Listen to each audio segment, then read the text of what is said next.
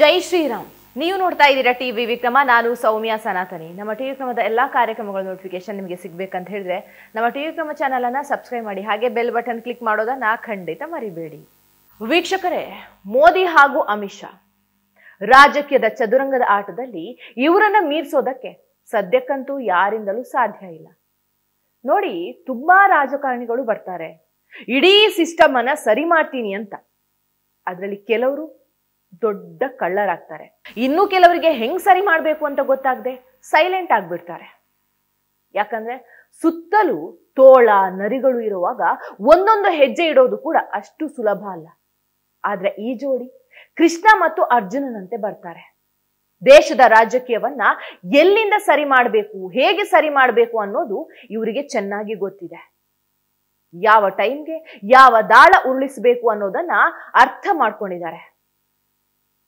ಈಗಲೇ ನೋಡಿ, ಮೋಟಾಬಾಯಿ ಒಂದು ತಿದ್ದುಪಡಿ ಮಸೂದೆಯನ್ನ ಮಂಡಿಸಿದ್ದಾರೆ.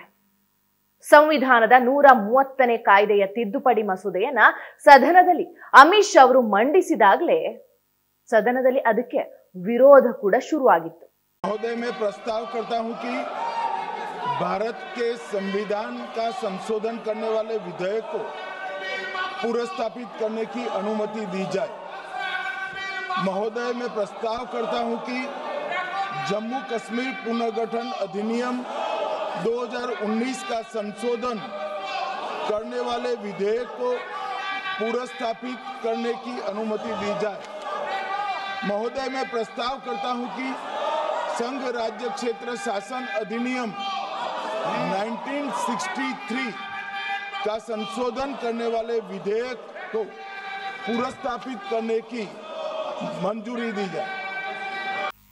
ದೇಶದ ಅರ್ಧಕ್ಕಿಂತ ಹೆಚ್ಚು ಶಾಸಕರು, ಸಂಸದರು ಹೇಗೆ ಕ್ರಿಮಿನಲ್ ಕೇಸ್ಗಳಲ್ಲಿ ತಗಲಾಕೊಂಡಿದ್ದಾರೆ? ಇದೇ ಕಾಯ್ದೆಯಿಂದಲೇ ಎಲ್ಲರೂ ಈಗ ಟೆನ್ಷನ್ ಮಾಡ್ಕೊಂಡಿರೋದು. ಆ ಭಯದಿಂದಲೇ ಈ ಕಾಯ್ದೆ ಬೇಡ ಅಂತ ಬೊಬ್ಬೆ ಹಾಕ್ತಾ ಇರೋದು. ಈಗ ನಾನ್ ನಿಮ್ಗೆ ಒಂದು ಚಿಕ್ಕ ಲೆಕ್ಕ ಕೊಡ್ತೀನಿ. ಆ ಲೆಕ್ಕ ನೋಡಿದ್ರೆ ಇವರೆಲ್ಲ ಯಾಕೆ ಇಷ್ಟೊಂದು ಭಯ ಪಡ್ತಾ ಇದ್ದಾರೆ ಅನ್ನೋದು ನಿಮ್ಗೆ ಅರ್ಥ ಆಗತ್ತೆ. 2024ರವರೆಗೂ ದೇಶದಲ್ಲಿನ ಸಂಸದರು ಮತ್ತು ಶಾಸಕರ ಮೇಲೆ ನಿಮ್ಮ ಪ್ರಕಾರ ಎಷ್ಟು ಅಪರಾಧ ಪ್ರಕರಣಗಳು ಇರಬಹುದು? ಅದನ್ನ ಕೇಳಿದ್ರೆ ದಂಗಾಗ್ತೀರಾ, ನೀವು ನಂಬೋದಿಲ್ಲ. ದೇಶದ 45% ಶಾಸಕರು, 46% ಸಂಸದರ ಮೇಲೆ ಕ್ರಿಮಿನಲ್ ಕೇಸುಗಳು ದಾಖಲಾಗಿದೆ. ಇದರಲ್ಲಿ 31% ಸಂಸದರು ಹಾಗೂ 29% ಶಾಸಕರ ಮೇಲೆ ಅಟೆಂಪ್ಟ್ ಟು ಮರ್ಡರ್, ಕಿಡ್ನಾಪ್, ಲಂಚದಂತಹ ಸೀರಿಯಸ್ ಕೇಸುಗಳು ದಾಖಲಾಗಿದೆ.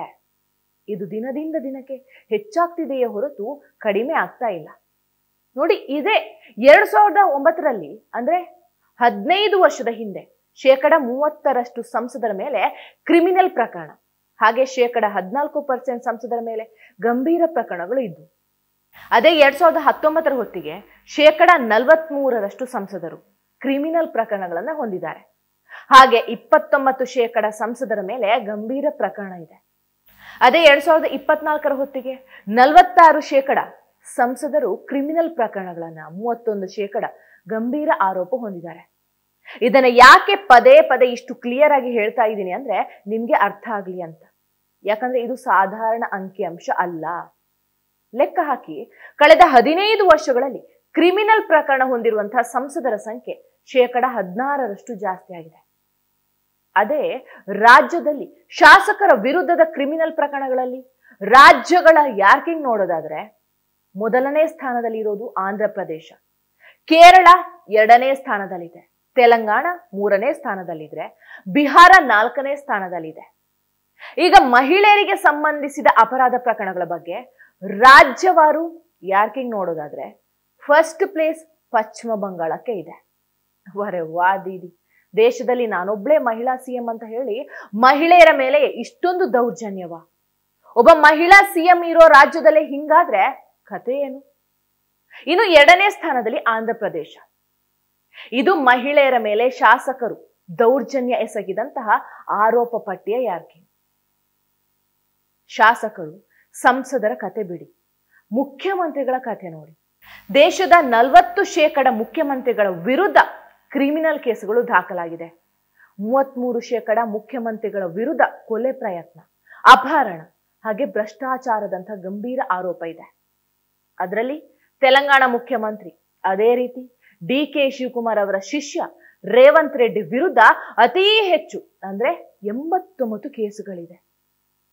ದೇಶದಲ್ಲಿ ಯಾವುದಾದ್ರೂ ಮುಖ್ಯಮಂತ್ರಿ ಮೇಲೆ ಅತೀ ಹೆಚ್ಚು ಕೇಸ್ ದಾಖಲಾಗಿದೆ ಅಂದ್ರೆ ಅದು ತೆಲಂಗಾಣ ಕಾಂಗ್ರೆಸ್ CM ರೇವಂತ್ ರೆಡ್ಡಿ ಅವರ ಮೇಲೆ.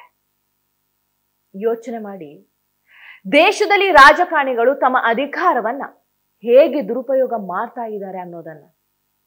ಇದೇ ಕಾರಣಕ್ಕೆ ಕೇಂದ್ರ ಸರ್ಕಾರ ಸಂವಿಧಾನದ 130ನೇ ಕಾಯ್ದೆಯ ತಿದ್ದುಪಡಿ ಮಸೂದೆಯನ್ನ ಮಂಡಿಸಿದ್ದು. ಇದರ ಪ್ರಕಾರ ಯಾವುದೇ ಸಚಿವರಾಗ್ಲಿ, ಸಂಸದರಾಗ್ಲಿ, ಮುಖ್ಯಮಂತ್ರಿ ಅಥವಾ ಪ್ರಧಾನಿಯೇ ಆಗಿರ್ಲಿ, ಅರೆಸ್ಟ್ ಆಗಿ 30 ದಿನಗಳ ಕಾಲ ಜೈಲಿನಲ್ಲಿದ್ರೆ ಅವರನ್ನ ಆ ಹುದ್ದೆಯಿಂದ ವಜಾ ಮಾಡಬಹುದು ಅನ್ನೋದು ಈ ಮಸೂದೆಯಲ್ಲಿದೆ. ಅದೇ ಕಾರಣಕ್ಕೆ ಈಗ ಇದರ ವಿರೋಧ ಆಗ್ತಾ ಇರೋದು. ಅನೇಕ ಶಾಸಕರು, ಸಂಸದರ ಮೇಲೆ ಕೇಸ್ಗಳಿದೆ. ಎಕ್ಸಾಂಪಲ್, ಅರವಿಂದ್ ಕೇಜ್ರಿವಾಲ್ ಜೈಲಿಗೆ ಹೋಗಿ ಅಲ್ಲಿಂದಲೇ ಸರ್ಕಾರ ನಡೆಸ್ತಾ ಇದ್ರು. ಆಮೇಲೆ ಬೇರೆಯವರನ್ನ CM ಮಾಡಿದ್ರು. ಅದಕ್ಕೆ ಈ ಮಸೂದೆಯನ್ನ ಆಮ್ ಆದ್ಮಿ ಪಾರ್ಟಿ ತುಂಬಾ ವಿರೋಧ ಮಾಡಿದೆ. ಉಳಿದವರು ಕೂಡ ತುಂಬಾ ವಿರೋಧಿಸ್ತಾನೂ ಇದ್ದಾರೆ. ಇಲ್ಲಿ ಸರ್ಕಾರದ ಉದ್ದೇಶ ರಾಜಕೀಯದಲ್ಲಿ ರಾಜಕಾರಣಿಗಳಿಂದ ಆಗ್ತಾ ಇರುವಂತ ಅಪರಾಧಿಗಳ ಶುದ್ಧೀಕರಣ ಮಾಡುವುದು, ಜೊತೆಗೆ ಕ್ರಿಮಿನಲ್ ಬ್ಯಾಕ್ ಗ್ರೌಂಡ್ ಇರುವಂತಹ ರಾಜಕಾರಣಿಗಳನ್ನ ಲಗಾಮು ಹಾಕೋದು ಕೂಡ ಹೌದು. ಈ ಮಸೂದೆ ಇನ್ನೂ ಪಾಸ್ ಆಗೋದು ಚಳಿಗಾಲದ ಅಧಿವೇಶನದಲ್ಲಿ. ಅಲ್ಲಿಯವರೆಗೆ ಬಹಳಷ್ಟು ರಾಜಕೀಯ ನಡೆಯೋದಂತೂ ಪಕ್ಕ. ನೋಡಿ, 45% ಶಾಸಕರು ಹಾಗೂ 46% ಸಂಸದರ ಮೇಲೆ ಅಪರಾಧ ಪ್ರಕರಣ ಇರುವಾಗ ಈ ಮಸೂದೆಯನ್ನ ವಿರೋಧ ಮಾಡ್ತಾ ಇರೋದ್ರಲ್ಲಿ ಆಶ್ಚರ್ಯ ಅಂತೂ ಖಂಡಿತ ಇಲ್ಲ. ಟಿವಿ ವಿಕ್ರಮ, ದೇಶ ನಿಮ್ಮ ಕೈಯಲ್ಲಿ. ಈ ಕಾರ್ಯಕ್ರಮ ನಿಮಗೆ ಇಷ್ಟ ಆಗಿದ್ದಲ್ಲಿ ಲೈಕ್, ಶೇರ್ ಹಾಗೂ ಕಮೆಂಟ್ ಮಾಡಿ. ಟಿವಿ ವಿಕ್ರಮದ ಕಾರ್ಯಕ್ರಮಗಳನ್ನು ನಿರಂತರವಾಗಿ ವೀಕ್ಷಿಸಲು ಸಬ್ಸ್ಕ್ರೈಬ್ ಮಾಡಿ, ಬೆಲ್ ಐಕನ್ ಒತ್ತಿ.